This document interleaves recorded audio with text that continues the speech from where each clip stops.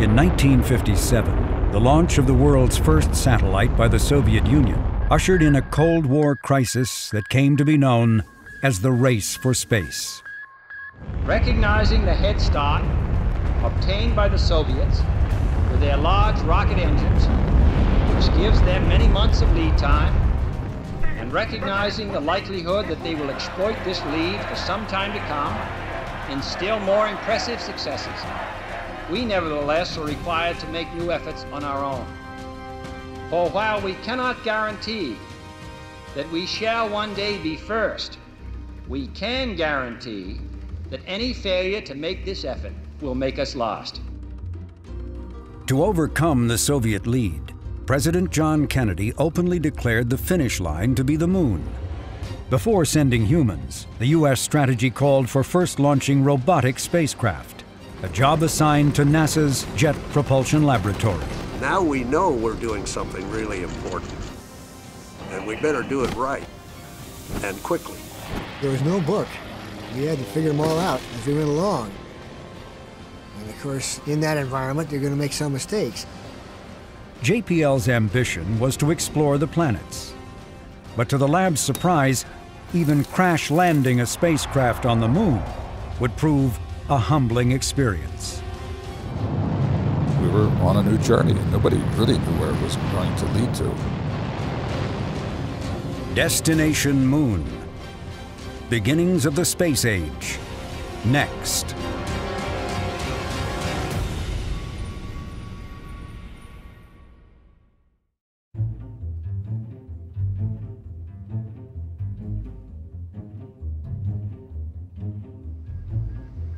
In October of 1957, the Soviet Union shocked the world with the launch of the first Earth-orbiting satellite, Sputnik. America's response, a satellite called Vanguard, was also a surprising and spectacular event.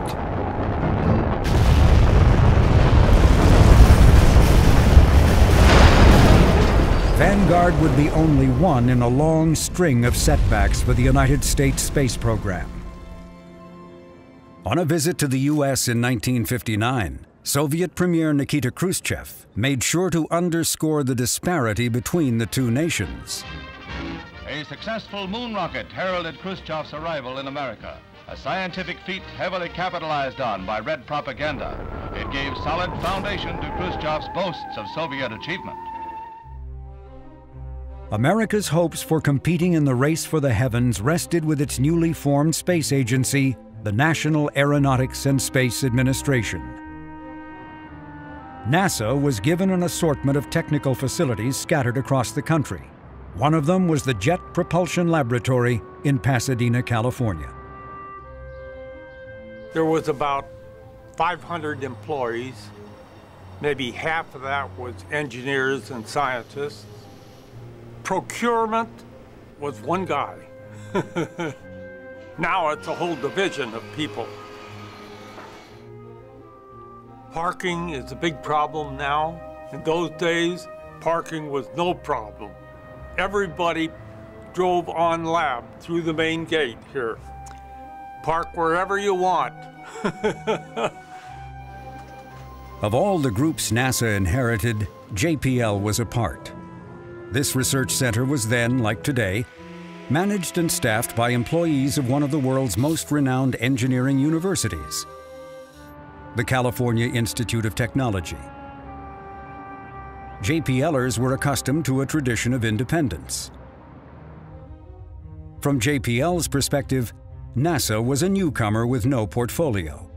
In contrast, JPL had built missiles and the first successful U.S. satellite, Explorer 1. Already a place filled with confident engineers, this achievement had further bolstered JPL's self-esteem. I think JPL in the late 50s, there was a real swagger. They felt that they were the best at what they did. They had the inherited condescension towards government scientists, and they felt that they should be able to run their own show. Basically, they thought, give us the money, and we'll give you a product here at the end, and don't bother us in the meantime. JPL was led by William Pickering. A New Zealander by birth, Pickering came to Caltech to study electrical engineering and went on to become the laboratory's director. When NASA asked Pickering his ideas for the nation's robotic space program, he responded with an ambitious plan that called for JPL flying an armada of spacecraft to the Moon and nearby planets.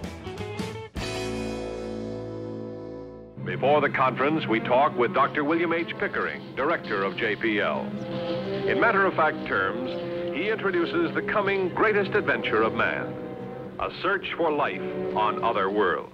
The long-range purpose of unmanned exploration of the planets is the development of technology which will lead to eventual manned exploration. Scientifically, our objective is to assist in answering two basic questions. What, if any, life forms exist on the planets, and how has the solar system been formed? NASA executives, who saw the Moon as the priority, were shocked by Pickering's aspirations to reach so fast for the planets. But the JPL director held steadfast to targeting planets while still responding to NASA's insistence to first reach the Moon. In the race for space, Pickering pointed out that the Moon had already been lost to the Soviets. America's only hope to win, he argued, was to compete on a larger playing field: the entire solar system.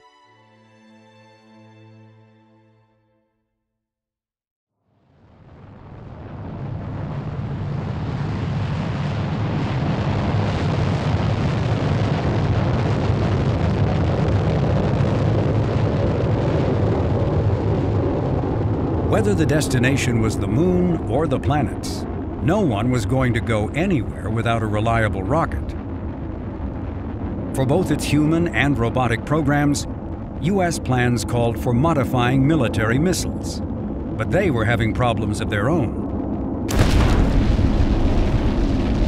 Lacking a powerful enough rocket to reach a planet, JPL had no choice but to throttle back its expectations and first target the Moon. We were given the assignment as the NASA Center for Deep Space Exploration. Nobody else had that role.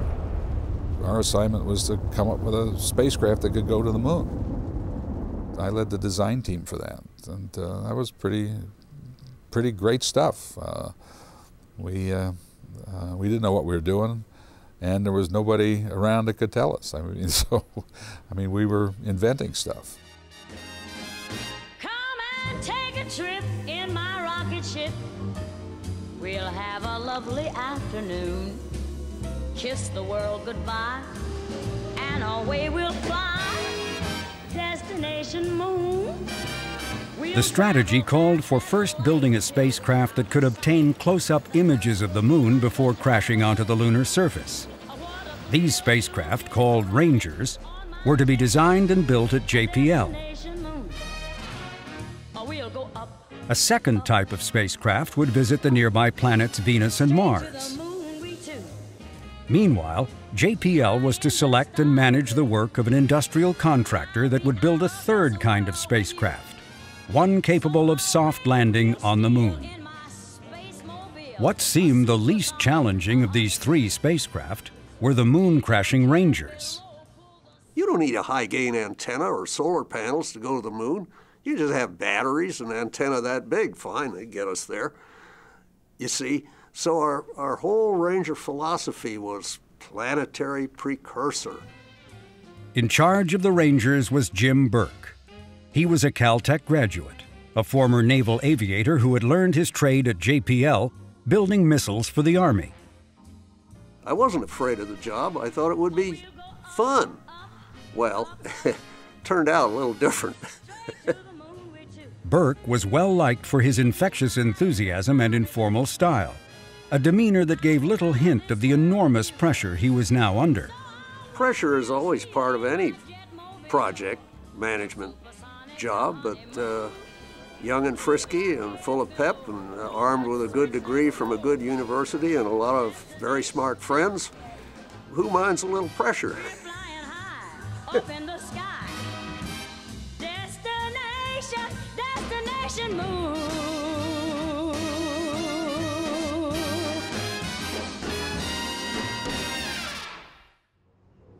Burke stressed keeping to a schedule. Celestial Mechanics, he knew, waited for no one, nor would the Russians. But Burke soon became caught up in a conflict between schedule and science. He wanted to learn how to fly his spacecraft before tacking on major science cargoes. NASA countered there was no point in just hitting the moon. That had already been done by the Soviets. My version of it, then and now, was, look, this whole thing is ridiculous. They shouldn't even be thinking of putting other things on the spacecraft until we get one that really works. Next, to Burke's dismay, Ranger was saddled with a surprise requirement by NASA. Responding to concerns by scientists that Ranger could transport microorganisms that could contaminate the lunar surface, the spacecraft, NASA demanded, would have to be sterilized. But how? The answer, to the horror of JPL engineers, was to bake the spacecraft at temperatures above 250 degrees Fahrenheit for more than 24 hours. What that would do to an unproven spacecraft was anyone's guess. What we did was to reduce our chances of success substantially. And there continued to be a problem entirely out of the team's power to control or fix: the rockets that would get Ranger off the ground. The first stage rocket was a converted Air Force intercontinental ballistic missile called the Atlas. It would launch Ranger into Earth orbit. The second stage, called Agena, was to kick the spacecraft out of Earth orbit and onto the moon. But it was behind schedule and hampered by technical problems. Everybody understood that it was a high-risk mission, and that's why they gave us 2 Atlas Agenas to launch with spacecraft whose only function was to see if we could make them work. On the morning of August 23, 1961, Ranger 1 lifted off from Cape Canaveral, Florida. All went well for the first 90 minutes. Then telemetry showed that something had gone wrong with the second stage Agena rocket. The tracking stations were all focused on the part of the sky where the spacecraft was expected to be, and there's no signal. And still no signal, and still no signal. And finally somebody had the brilliant idea, why don't we turn the antennas around and point them in the other direction? And sure enough, there it was. Though this first mission was intended only to circle the Earth, it failed to reach a proper orbit. Designed to fly on continuous solar power, Ranger 1 instead passed into darkness and a loss of orientation every 90 minutes. Each time the confused spacecraft emerged from the darkness, it would reacquire the sun and fire its engines to regain a proper position. So it looked as if the spacecraft were doing exactly what it was supposed to do and would have worked just fine if it had only had the chance. And we were in the middle of this, in the middle of the night, when Dr. Pickering walks in, trying to find out what's going on, and we're all telling him what's going on. This guy is listening to what some 23-year-old kid is telling him about this thing that's going on out in space. And it was sort of, hey, if you're there talking, the assumption is you know what you're talking about. And if you don't know, the only right answer is, I don't know. Within 24 hours, Ranger's fuel was exhausted. Ranger 1 languished 7 days before being incinerated as it re-entered the atmosphere over the Gulf of Mexico. 12 weeks later, Ranger 2 met the same fiery fate when once again the second stage Agena rocket failed to properly fire. It was almost a relief that Ranger 2 only lasted a day, because we'd been there before. We'd done that. We didn't want to see that again. So it was discouraging. The first 2 Rangers were test flights in Earth orbit. The stakes were much higher for Ranger 3. This time the destination was the moon. Yet for a third time, a rocket failure doomed the mission. Again, we had the launch vehicle problem, In this case, it wasn't that the launch vehicle failed to give us a boost, it gave us too big a boost. But not all that had gone wrong could be blamed on the rocket. Ranger 3's central computer failed, causing the spacecraft to lose its orientation. Instead of pictures of the lunar surface, the spacecraft beamed back a blank screen. On the fourth try, the Atlas and Agena rockets finally worked. But as soon as Ranger 4 separated from the Agena, the spacecraft's master clock in the central computer stopped working. Without a brain, no further commands could be executed. The unresponsive Ranger crashed into the far side of the moon, but provided no images and no science. It just flat failed. And that was kind of a setback. That was a blow. Some in the American media, desperate for anything positive to say, picked up on the point that for the first time an American spacecraft had at least actually hit the moon. JPL continued to plow ahead with its fifth attempt. Ranger 5 flight preparations are continuing at the checkout facility at Cape Canaveral. Certain modifications have been made on this craft to possibly eliminate the unexplained failure which occurred in Ranger 4. For a second time, the rockets worked, setting the Ranger on a course to collide with the moon. But yet again, the spacecraft malfunctioned. Ground controllers could only watch as electrical power was lost, followed by the sickening realization that Ranger 5 was yet another failed mission.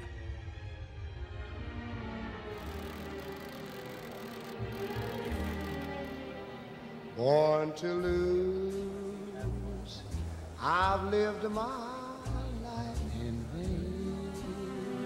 The once confident JPL engineers were now deeply shaken. Crash landing on the moon had been the least of their ambitions. Many of us had to go back and testify in front of Congress. Special committees set up to check on us. That was not a pleasant time. I think NASA was of a frame of mind that said maybe we ought to cancel this contract.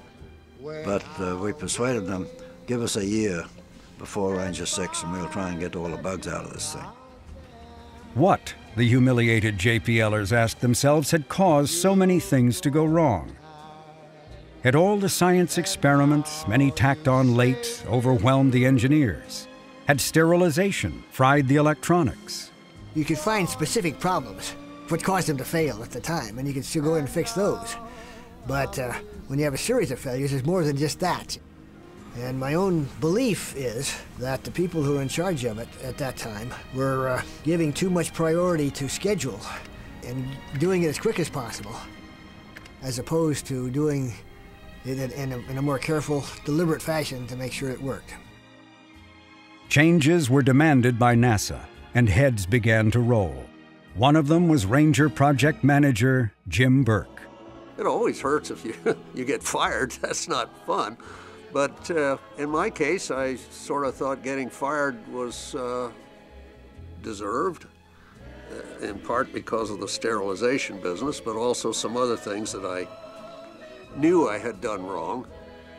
But as far as being dejected, downcast, suicidal, all of those thoughts, nothing of the kind. That's the kind of emotional state I was in. I was much more sort of anticipating a future success and thinking to myself, how are we going to get there?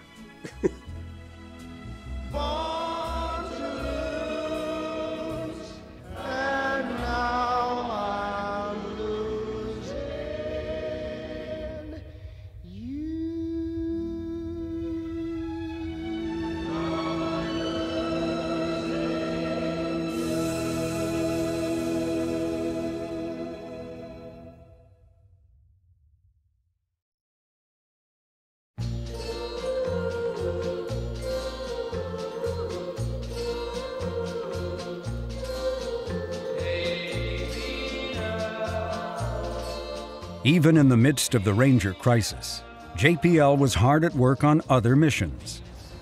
In the summer of 1962, final preparations were underway for the first U.S. attempt to reach Earth's nearest planetary neighbor. Venus provided the best chance for a spacecraft to reach its destination. The spacecraft, though, was not what JPL engineers had first planned on sending. Mariner was to be a new design, really a second-generation spacecraft that was specifically designed to go to Mars and to Venus. But the design was not far enough along for it to be used for the Venus 62 opportunity. So we actually took a Ranger, we called them Mariner 1 and Mariner 2, the first two Mariner missions to Venus, but they were Ranger spacecraft. Not many people know that. Mariner R is a hybrid design using features of both the Mariner A and the Ranger spacecraft. The key experiments are a microwave radiometer and an infrared radiometer. JPL was also beginning to understand the importance of underscoring with the public the risks involved in space exploration. This film, called Clouds of Venus, was a mixture of actual events and recreations, with all the characters, some real, some fictional, emphasizing how difficult the Mariner mission would be. This spacecraft must operate unattended for nearly 4 months. Mariner 1 blasted off the launch pad on July 22, 1962. At first, all went according to plan, as the Atlas rocket accelerated through Mach 1, 2, and 3.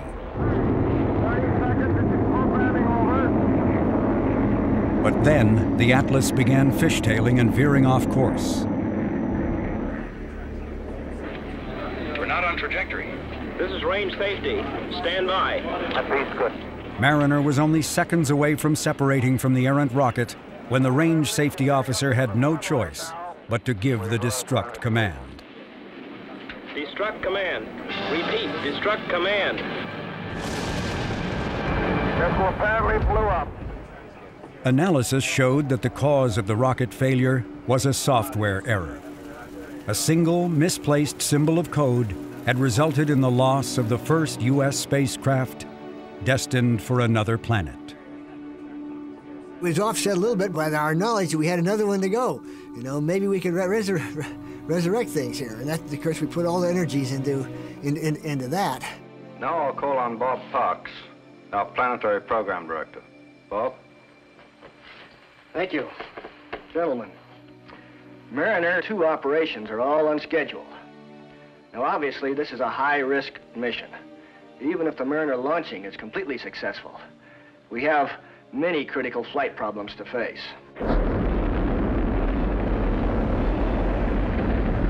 With the software problem corrected, Mariner 2 lifted off and began its 3.5-month journey to Venus.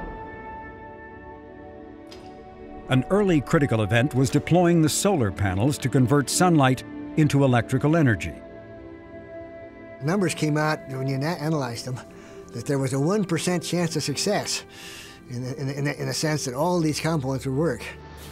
The first 14 critical operations are complete. We wait now for sun acquisition. Sunlock, we're in.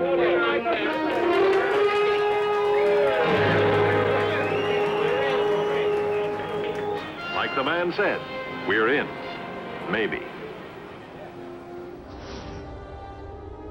The Earth sensor, when we first turned it on up there and locked on the Earth, it was working fine, but it was working at a much lower level sensitivity than we had designed into it. As we got farther and farther away from Earth, we knew that if that sensitivity stayed like that, we wouldn't be able to stay on locked on the Earth all the way to the planet Venus. As Mariner 2 raced away from Earth, the signal strength continued to lower. If the signal could not be boosted, all communications would soon cease. There would be no science return, only another mission failure. And just a few days before it would have stopped being able to track, the signal strength jumped up to where we designed it. And we were able to do the rest of the mission just fine with that Earth tracker.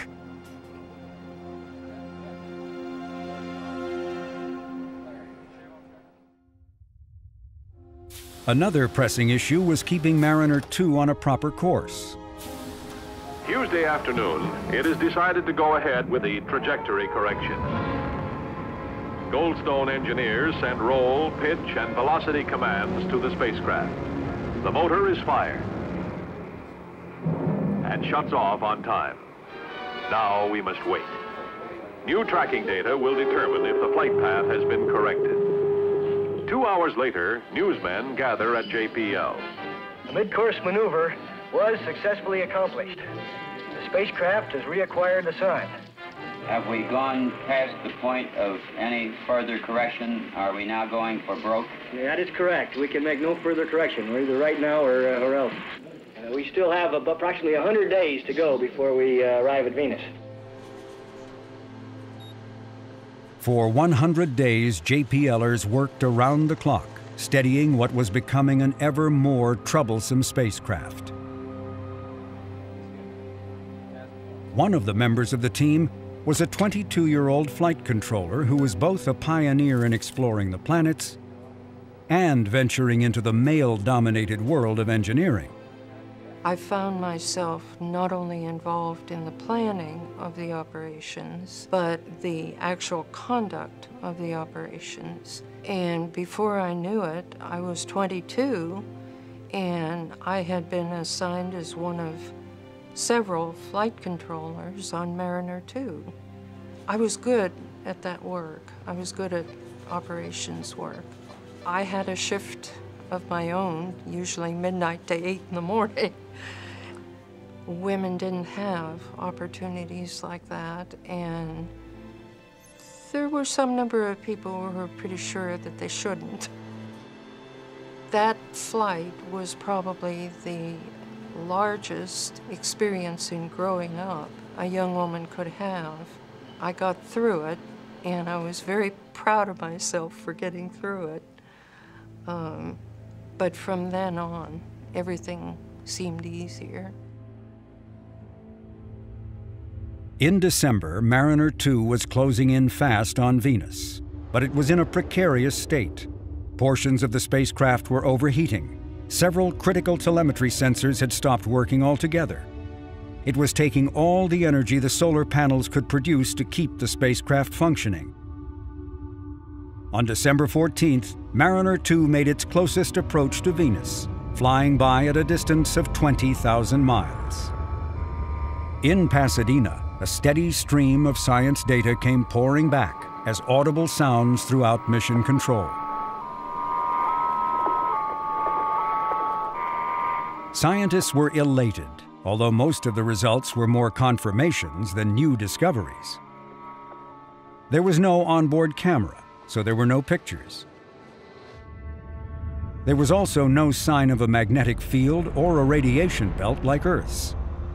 For a planet considered Earth's twin for its size and near proximity, Venus revealed itself to be a hellish world filled with carbon dioxide, and where surface temperatures are hot enough to melt lead.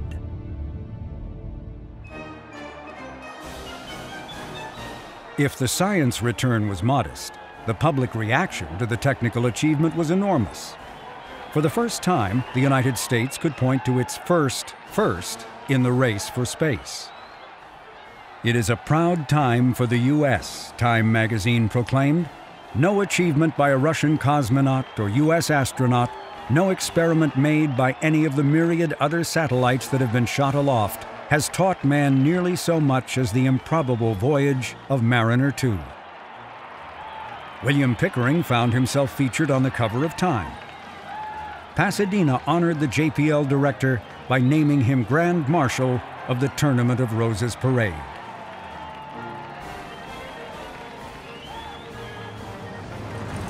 NASA arranged for Pickering and his management team to meet John Kennedy at the White House. In the Oval Office, they presented the president with a model of the spacecraft. Mariner 2 likely saved Pickering his job, and JPL its leadership role in exploring the solar system. 20 days after passing Venus, Mariner 2 transmitted half an hour of telemetry and then went silent. Today, the spacecraft is a mute piece of metal that endlessly circles the sun. But inside the spacecraft's thermal blanket is a small American flag, secretly placed aboard against official wishes, as a patriotic act to honor the very first in space for the United States.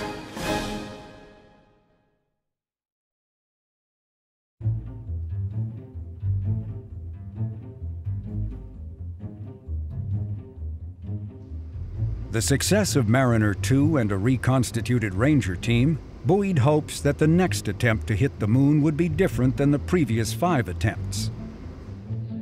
The new Ranger project manager was Bud Schermeyer. His resume was identical to that of his predecessor, Jim Burke. Schermeyer was also a Caltech graduate and a former naval aviator. The two men were also close friends, which helped to reformulate the project. I know it was a big job, but I don't know, I guess that I just said, okay, let's jump in and do it. By golly, we're going to make this thing successful. The worrisome requirement of sterilizing the spacecraft, once deemed of vital concern, was abandoned. To the dismay of scientists, all science experiments were tossed off except one, sending back live television pictures of higher quality than could be seen through earthbound telescopes. There were a lot of scientists that said, pictures, that's not science. That's just public information. Over the years, that attitude has changed so markedly, and so much information has been obtained just from the photographs that it has been an outstanding scientific instrument. When Ranger 6 reached the launch pad in January 1964, it could claim the distinction of being the world's most tested spacecraft. The destination was a candidate landing area for the Apollo astronauts. Ranger missions were originally intended to help select these sites, but running so far behind schedule, the best Ranger could now do was to provide close-up images of where the Apollo mission planners had already decided they were going to go.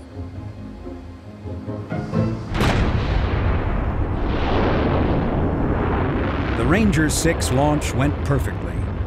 The only anomaly came when telemetry showed that the spacecraft's television camera had inexplicably turned itself on for 67 seconds. But just as quickly, the camera had turned itself back off.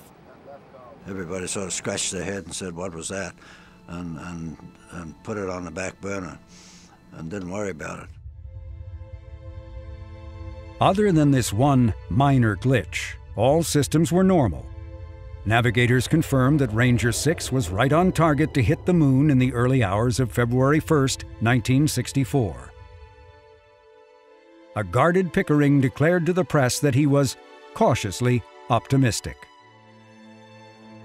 It was, I think, a 66-hour flight to the moon. But everything was going great. We're going to have a success here.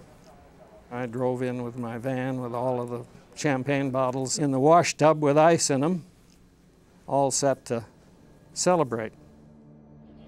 As the spacecraft neared the moon, JPL's auditorium was packed with reporters. They listened as Mission Control announced the final minutes of Ranger 6.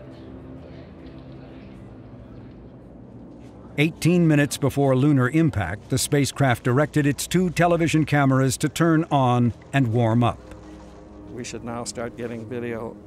And all through this agonizing last round, he said, there's no video, no video, no video. 118, holding steady. No video. Roger.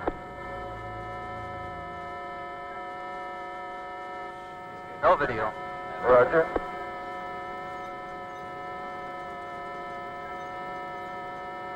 Still no video. Roger.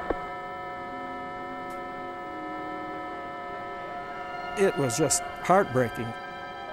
We got all the way to the moon, and we got no pictures. Everything worked flawlessly, we thought, up till then. The unthinkable, the unbearable, the unbelievable had occurred. After the Atlas missile, the Agena second stage and Ranger itself had for the first time flown a picture-perfect mission, the television camera, the sole goal of the revamped Ranger mission, had failed to turn on.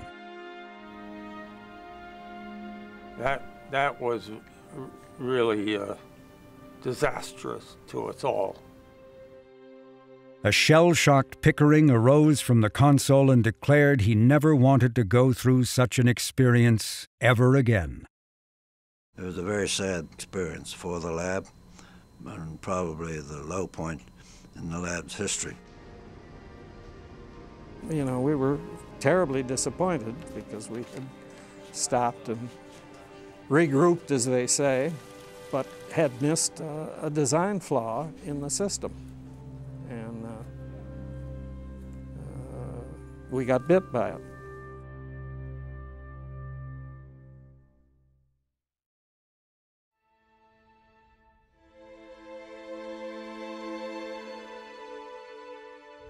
You have 6 Rangers which fail. With each failure, the pressure on JPL became more intense, and after number 6, this was really a catastrophe. The program came to a halt. There was a congressional investigation and a number of investigations by NASA headquarters.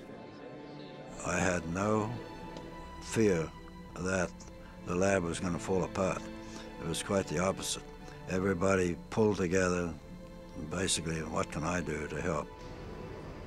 We were young kids and anxious to figure out what went wrong and fix it. The demoralizing part was the pressure that NASA put on JPL, but that's the business we're in. 6 months after the debacle of Ranger 6, JPL was ready to try once more. The television system that had failed was completely reworked by the television contractor and JPL. It had required working 3 shifts a day, 7 days a week. The next one, 7, was a severe strain on everybody because it had to work. And if it hadn't worked, there's no telling what JPL would have been like or what would have happened to JPL. It was a sobering experience. Launch through the 66-hour cruise was a textbook flight. 3 days after liftoff, JPL's auditorium was once again filled beyond capacity with people and tension.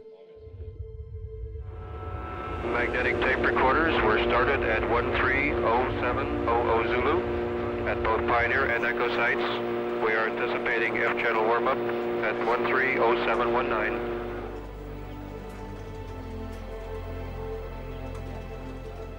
Coming up on impact, minus 18 minutes. Channel F still in warm-up. We are 1 minute to full channel power.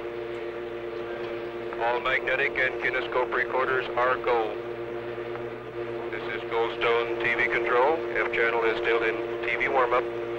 We are anticipating turn-on momentarily. We are 5 seconds from full power.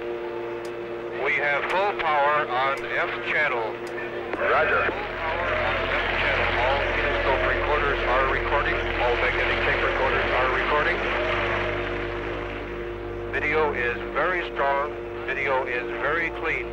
This is Goldstone TV control.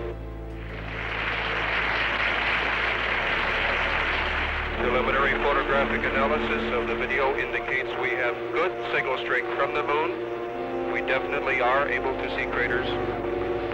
We have excellent video. 10 seconds to impact. Video still good. Excellent signal strength. 3, 2, 1. Impact has occurred at 132550 Zulu. All video data was excellent right up to impact. All cameras were functioning. Transmitters were functioning properly. This is Goldstone TV control. Oh, roger. When impact occurred, the auditorium erupted in a great cheer. People shook hands and hugged one another. Some wept. One hard-nosed engineer likened the event to a spiritual experience. There was joy all around, as you can imagine, after the trials and tribulations of getting to that point. There was not a dry eye in that room. Failure was nothing to be afraid of, you learned. But success was such an emotionally overwhelming situation that it let loose. Some people had smuggled in some champagne, and champagne bottles were opened. It was a great celebration. But in the middle of the festive atmosphere, somebody handed me a little note and said, "Dr. Pickering wants to see you." What did he want to see me about? I went up to his office and he handed me a photo. Said, "Here, Jim." It was the first high-resolution picture.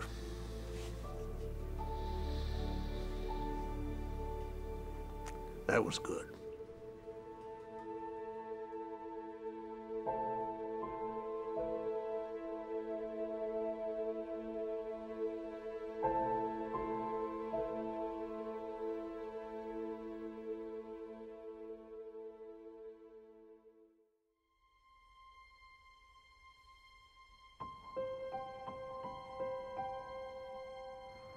Later in the day, after Ranger 7's crash landing, the most detailed pictures of the moon ever taken were presented to an anxious press. This is a great day for science, and this is a great day for the United States. What has been achieved today is truly remarkable. We have made progress in resolution of lunar detail, not by a factor 10, nor by a factor 100, but by a factor of 1,000.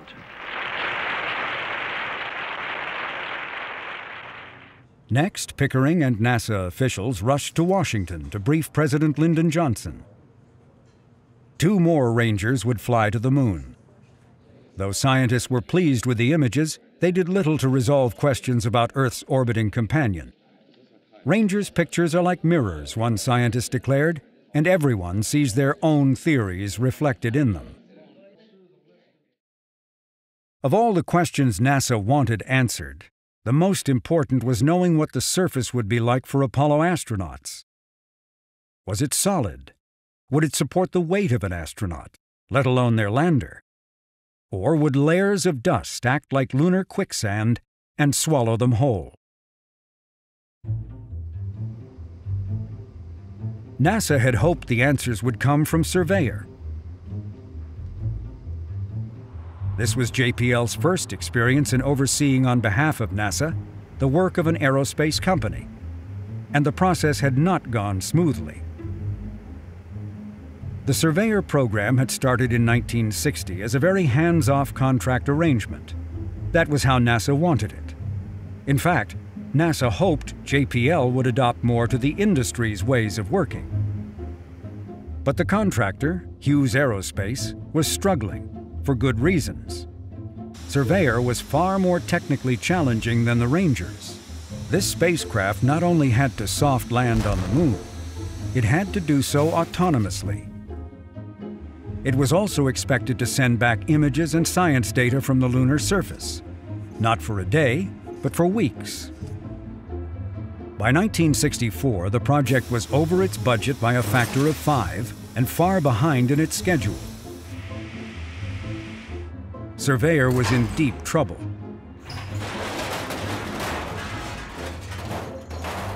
By then, NASA realized it was the contractor who actually needed to learn from JPL's experiences with Ranger and Mariner. JPL was instructed to make Surveyor its highest priority. And he said, we've got to put people in residence at Hughes for an extended period of time, probably 2 or 3 years. That was a difficult, trying period because we were growing up at the same time that Hughes was growing up. And we didn't always mesh. A trying time. JPL responded by assigning hundreds of its engineers to the project. They flooded into Hughes, elbowing their way into the minutiae of the project. After kind of an initial adjustment period, I think everybody turned to and began to recognize the importance of Surveyor, and certainly the importance that NASA placed on Surveyor as being the precursor for Apollo. It just couldn't afford to fail. Standing 10 feet high, the Surveyors weighed over 2,000 pounds. The first one was a stripped-down model carrying only a television camera. Surveyor 1's testing program had gone so poorly that the flight's primary objective was only to operate through its mid-course maneuver. It was not even expected to hit the moon, let alone soft land. In those days, we launched a lot of them because we expected failure. The Surveyor 1 was deemed by Hughes Aircraft and by NASA headquarters on the day of the launch as being kind of the engineering test model. So if it met majority of its objectives, they would be pretty happy. But it's pretty obvious they had a high expectation of failure. We are now well into the countdown at approximately 3 minutes before liftoff. All systems are reported in excellent condition at this time. Pressurization. Go, Atlas. Go, Centaur. Atlas autopilot. Go. Centaur autopilot. Go. Launch director. Go.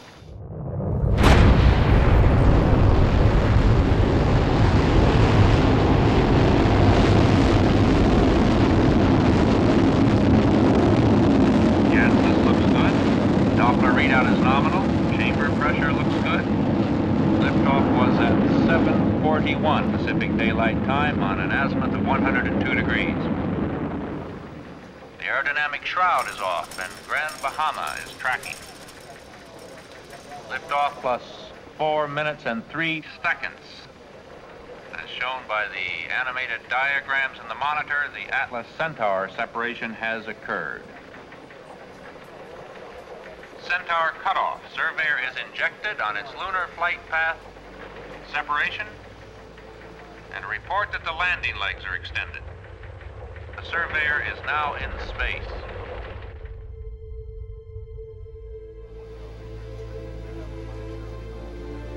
"63 hours after launch, Surveyor 1 was only 1,000 miles away from the moon, with the speed increasing as the moon's gravitational attraction beckoned. Vernier ignition, retro is now firing, ignition looks stable. Falling steadily.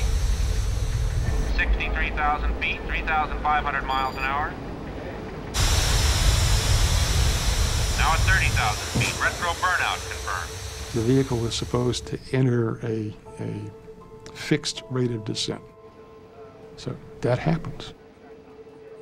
28,000 feet, 425 feet per second, 24,000 feet. Falling steadily. Down to 12,000 feet. 10,000, all signals normal. Surveyor reported in excellent condition, all signals good. 1,000 foot mark. 800 feet. 600. 400 feet. 200 feet. 100 feet, 13 feet per second speed. At a certain distance above the surface, the engines are all supposed to shut off. And then it's supposed to drop to the surface. And the engines all shut off.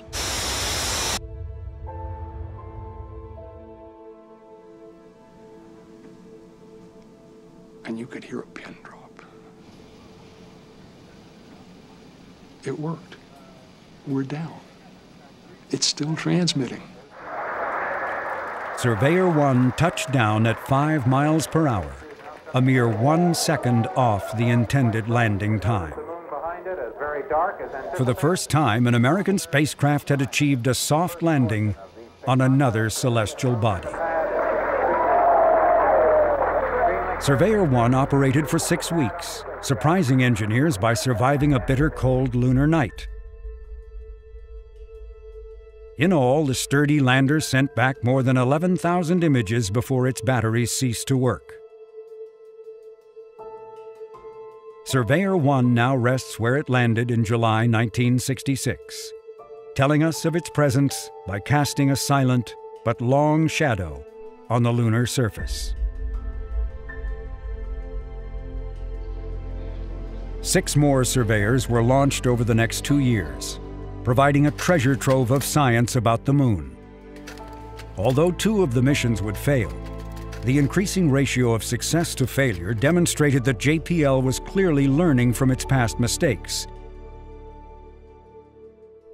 And NASA had the answer to its question. The lunar surface was solid and suitable for landing by the Apollo astronauts.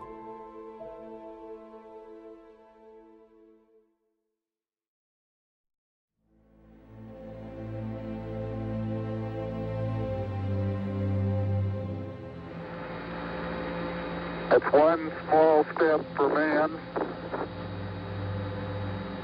one giant leap for mankind. When Neil Armstrong first set foot on the moon on July 20th, 1969, JPL could point with pride that they had helped to create the pathway, at least in providing the evidence that a soft landing by the Apollo astronauts was possible. And it gave engineers in NASA a lot of confidence about, that we wouldn't sink into the dust. Alan Bean was the 4th person to walk on the moon. Assigned to Apollo 12, Bean and Mission Commander Pete Conrad's task was to improve on the navigation of Apollo 11. The first mission to land on the moon had missed its intended landing site by 4 miles. They said, look, we've got to demonstrate and develop capability to land exactly where we want to, and that's the job they gave us. Apollo 12's assignment was to attempt, in essence, a pinpoint landing. And they said, well, how are we going to know if we really landed there? Well, let's pick some place that's got something there that doesn't look like all the rest of the craters on the moon. The answer was to use a landmark, but not a natural landmark. They chose Surveyor 3. The interesting thing to me was they didn't know where Surveyor 3 had landed either. Okay, we're out of 19,000 feet. I got some kind of a horizon out there. I got some craters too, but I don't know where I am yet. Okay.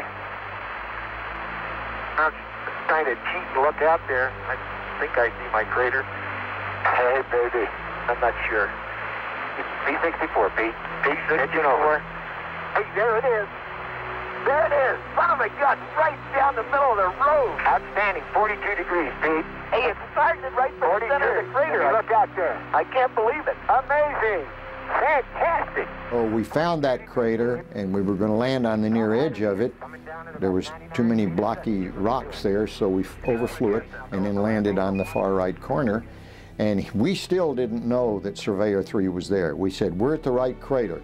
I hope Surveyor 3 is here. We're headed down the ladder. Okay, wait, let me get the old camera out of here. Okay.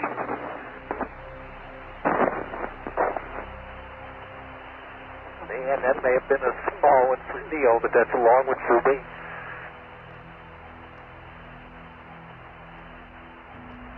Boy, that sun's bright. That's just like somebody shining a spotlight in your hand. Oh, you'll never believe it. Guess what I see sitting on the side of the crater? The old surveyor, huh? The old surveyor, yes, sir. Does that look neat? It can't be any further than 600 feet from here. It was just starting to come into light. The solar panels were just illuminated, and there it was sitting right where it was supposed to be. So it felt really good.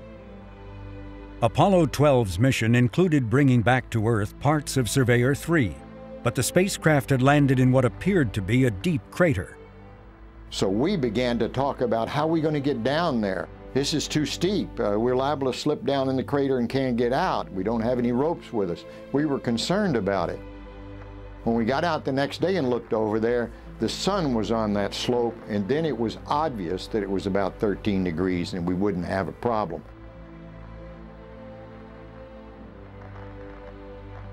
We were concerned about one thing, whether or not the Surveyor, which was down inside this crater, would it continue to slip, and it would slip down on us or something. Now you're closer than 15. Don't go any closer. Yeah, maybe I better back up. Attaboy. Okay, now let me get that footpad. That's a beautiful shot there. Now look, you can see which way it came in. See the way this gear pad's Dug in over there. Yeah. Dug up dirt, and you're still sitting there. Yeah. Go ahead, you get yourself in the photo, too. Hey, big smile. Okay. Okay, Al, we're ready to start getting a TV camera. Okay. The television camera was of special interest because of the number of different components it contained. Scientists and engineers wanted to know what 2.5 years of exposure on the moon had done to them. I better be careful, I'm going to get dust on it. There was optics in there, there was wire, there was lubrication, all different kinds of metals. So that's why this thing seemed important to bring back. It was a lot more difficult to cut those stanchions for Pete.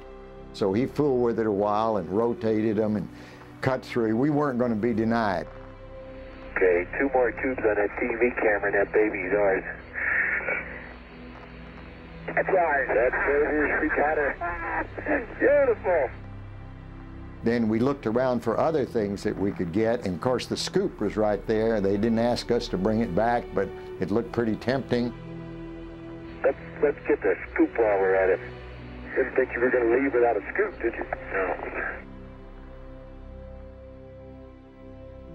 When parts of Surveyor were brought back to Earth, scientists made what seemed an astounding discovery.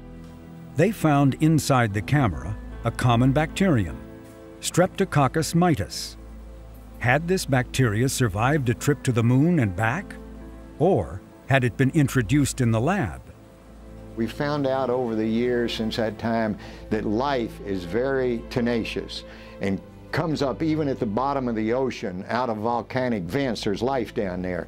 So I think this is just an example of life from Earth going to the moon and staying there. Whether or not Surveyor brought bacteria back to the Earth remains an unsolved mystery. But the assertion raised in a new and serious way the question of life existing elsewhere. In the years since first touching the moon, Mars has become a prime candidate as a place where microbial life might have once, or might still, exist. And it was Mars where NASA and JPL next set its sights.